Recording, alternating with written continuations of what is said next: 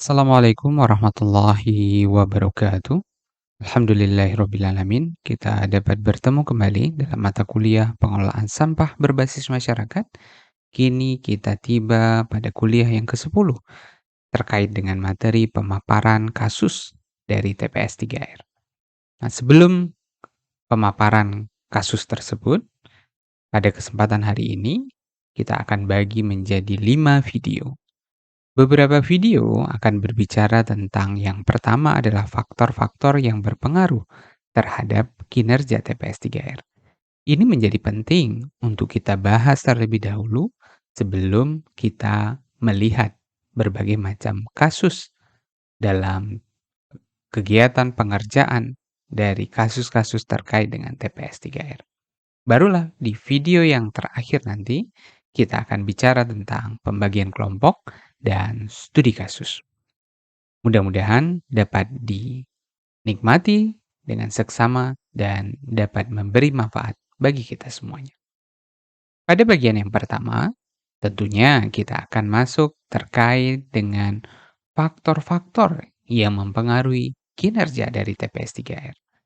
Bagian yang pertama ini kita akan bahas faktor-faktor yang mempengaruhi di awal pendirian dari TPS 3R. Selamat menikmati.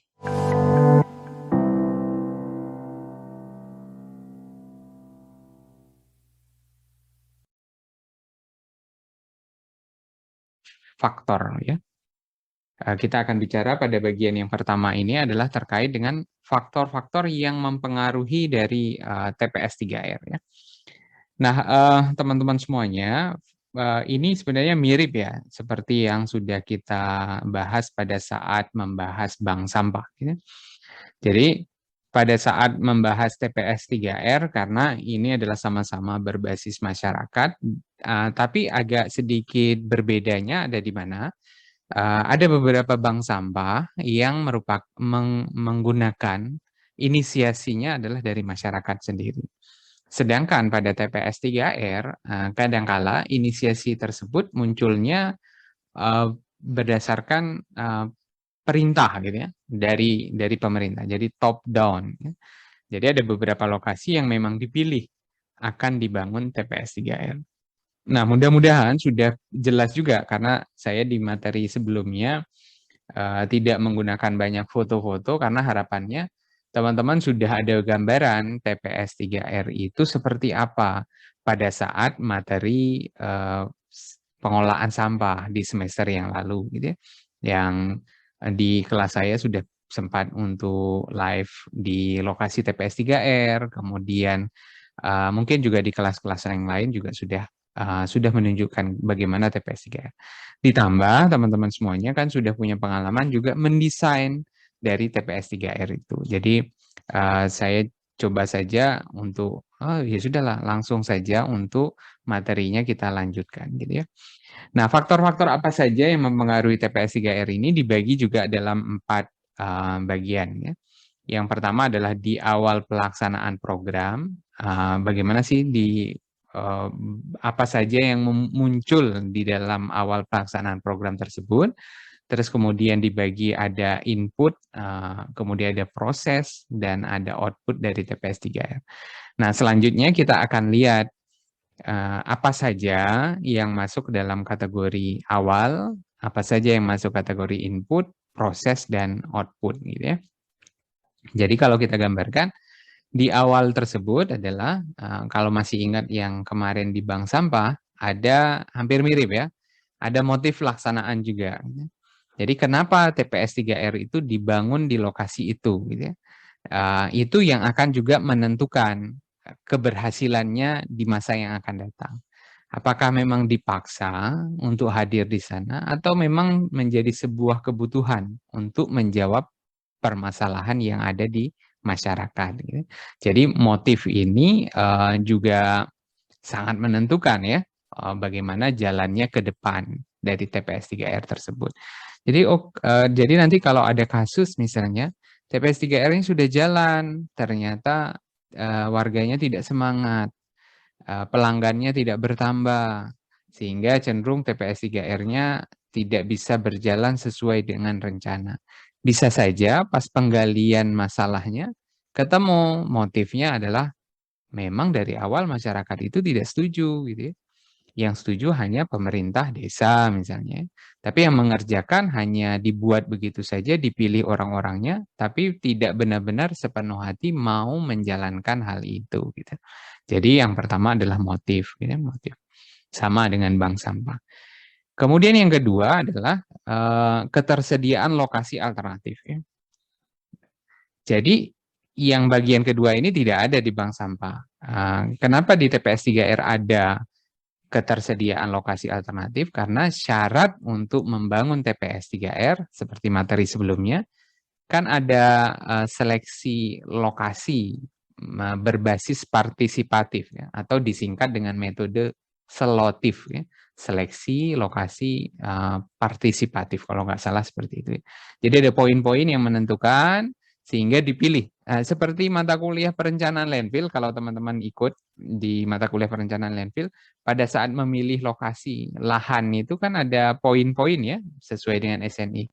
Oh, lokasi A poinnya sekian ratus, lokasi B sekian ratus, lokasi C sekian ratus. Yang paling tinggi yang nanti akan berpotensi digunakan sebagai lokasi TPS 3R. Nah, mirip seperti landfill. Nah, kalau ada lokasi alternatif, artinya dia bersaing, ya kan? Lokasi A, lokasi B, lokasi C. Berdasarkan penilaian, lokasi A ini yang paling tinggi, sehingga di sana akan dibangun. Berarti ada persaingan, ada yang lebih baik daripada lokasi yang lain. Jadi kemungkinan dia berhasil itu juga tinggi. Karena apa? Ada saingan yang lain yang lebih rendah daripada dia. Gitu. Nah, ini perlu dicek juga, apakah memang ada ketersediaan lokasi alternatif. Atau lokasi yang lain adalah lokasi abal-abal yang dibuat memang sengaja untuk bersaing dengan lokasi yang sudah ditunjuk. Desa A, desa B dibuat, data-datanya dibuat asal-asalan, supaya lokasi C di desa C itu bisa menang. Gitu ya. Nah, berarti kalau ada seperti itu, kemungkinan besar juga ada kemungkinan TPS 3R-nya tidak bisa berjalan juga ke depan. Gitu. Jadi ini dalam rangka menggali masalah. Kan prinsip mengerjakan studi kasus adalah kalian dikasih satu kasus ya, kasih satu kasus, terus kemudian kan kita lihat masalah di permukaannya saja di kasus itu kan. Tapi sebenarnya dalam analisis butuh melihat sebelumnya itu ada apa gitu. Jadi kalau yang sekarang muncul kasusnya di sini, kan ada di baliknya itu ya, yang menentukan kenapa kondisinya bisa seperti ini sekarang, gitu ya.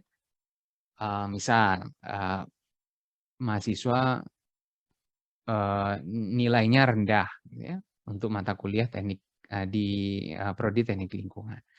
Yang dilihat di permukaan sekarang adalah dia males-malesan, nggak kuliah, kadang masuk, kadang nggak ngerjain tugas, gitu ya. Nah, itu yang terlihat sekarang. Berarti dalam menyelesaikan masalahnya kan tidak bisa begitu saja, oh kamu harus rajin, kamu harus mengerjakan tugas, tapi perlu dilihat latar belakang di balik dia, kenapa gitu ya. Apakah masuk di teknik lingkungan memang kesadarannya sendiri, atau paksaan dari orang tua, atau memang salah jurusan, atau apa gitu. Jadi di balik cerita masa lalu itu perlu dilihat terlebih dahulu. Nah, begitu juga dengan proses di awal pelaksanaan. Harapan ada penggalian informasi yang kita bisa dapatkan untuk menunjukkan lokasi tersebut memang sangat cocok untuk dijadikan lokasi TPS 3R. Gitu ya. Nah, yang ketiga, kita baru masuk yang ketiga nih, pendampingan fasilitator. Nah, di model share seperti ini saya nggak bisa coret-coret nih ya. Oke. Saya juga baru nyoba, tapi nggak apa-apa lah. Biar sesekali beda tampilannya. Nah, pendampingan fasilitator. Jadi TPS 3R ini agak beda dengan bank sampah. Kalau di bank sampah ada kemarin keterlibatan pihak lain, bantuan yang diterima, gitu ya. Nah, oke, Reza, enggak apa-apa. Ya, silakan untuk Makasih, Pak. lancar ya. Oke. pendampingan fasilitator ya. Fasilitator ini memang ditugaskan untuk mendampingi TPS 3R ya. Ada klausul yang menyebutkan TPS 3R di awal itu harus didampingi oleh seorang fasilitator yang sudah ditunjuk oleh pemberi dana, dalam hal ini kan Kementerian PU ya, ditunjuk terus kemudian dia bertugas di sana. Rentang waktunya antara 2 sampai 6 bulan gitu ya. Nah, perlu dicari tahu apakah memang didampingi atau tidak. Jangan-jangan tidak didampingi, jadi masyarakat dilepas begitu saja sehingga sangat mungkin pada saat jalan sama-sama bingung ya. Jadi ini menjadi dasar juga. Kemudian yang keempat adalah respon masyarakat ya. Ya, yang berhubungan juga dengan poin 1 tadi ya, kalau ke atas itu motif. Jadi ada motif dan ada respon ya. Jadi alasan kenapa TPS 3R itu dibangun dan bagaimana respon dari masyarakat. Apakah sebagian besar masyarakat pada saat itu menerima gitu ya atau menolak gitu. Jadi itu perlu digali. Jadi berdasarkan penelitian yang dilakukan, ini kebetulan saya yang melakukan 2 tahun yang lalu hasilnya, dari 19 lokasi TPS 3R di Kabupaten Sleman. Ya. Kebetulan saya milihnya Sleman biar dekat saja, tapi dari 19 lokasi. Pada saat itu memang baru 19 lokasi TPS 3R. Jadi bukan sampling, tepatnya adalah sensus, jadi semua. Gitu. Sehingga didapatkanlah 4 kriteria yang masuk ke dalam bagian awal pelaksanaan dari TPS 3R yang ternyata berpengaruh gitu ya, memberi pengaruh terhadap jalannya TPS 3R.